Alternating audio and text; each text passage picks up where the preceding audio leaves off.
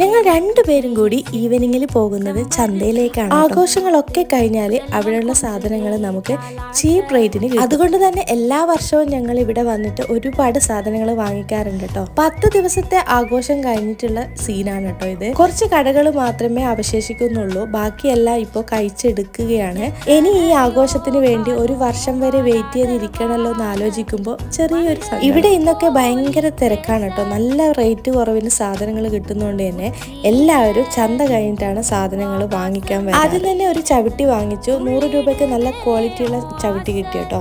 പിന്നെ ഈ ചെടിയുടെ ഭാഗത്തേക്ക് വന്നു, പക്ഷെ ചെടിക്ക് മാത്രം ഒരു വിലയും അവർ കുറച്ചിട്ടില്ല. ഞങ്ങൾ മെയിനായിട്ട് വാങ്ങാൻ വന്നത് ചട്ടിയാണ് കേട്ടോ. ചട്ടിക്കാണ് ഇവിടെ ഏറ്റവും റേറ്റ് കുറവ്.